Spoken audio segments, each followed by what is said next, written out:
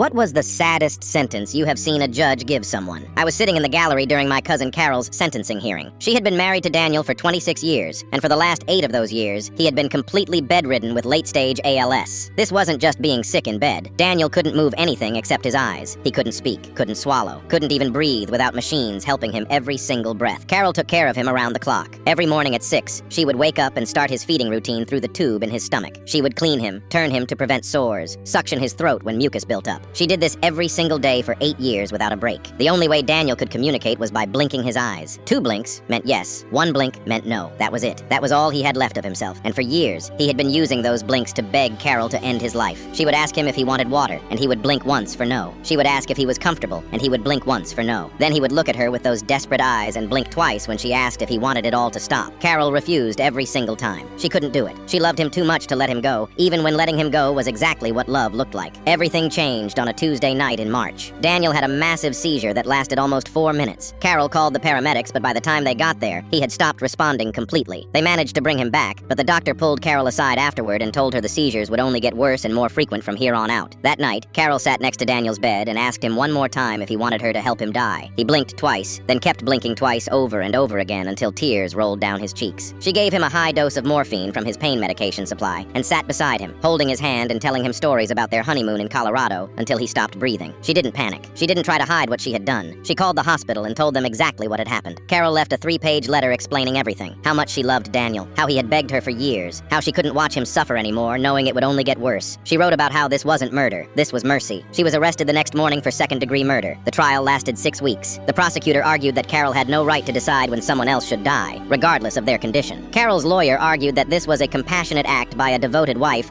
who was following her husband's clearly expressed wishes. During the sentencing hearing, Judge Williams read Carol's letter out loud to the entire courtroom. His voice started steady, but by the second page he was crying. Everyone in the gallery was crying. Even the bailiff was wiping his eyes. But when he finished reading, Judge Williams looked at Carol and said the law was absolutely clear. Their state had no legal protections for euthanasia or assisted dying. Intent didn't matter. Compassion didn't matter. Carol had deliberately ended another person's life, and that was second-degree murder. He sentenced her to 9 years in state prison. The courtroom went completely silent. Carol stood up slowly and turned to face her 3 kids, sitting in the front row. Her voice was steady when she said, "I would do it again in a heartbeat. Your father was suffering, and now he's finally at peace." Her oldest son stood up first, then her daughter, then her youngest boy. They started clapping. Then Daniel's brother stood up and clapped, then his sister. Then everyone in the gallery was on their feet applauding this woman who was about to spend nearly a decade in prison for loving her husband enough to set him free. Judge Williams quietly told everyone to sit down, but his own hands were shaking. The bailiff had to help Carol walk to the transport area because her legs gave out. She served 4 years before being released on parole for good behavior. Daniel had been dead for over 4 years by then, but Carol said she still talked to him every night and told him about her day.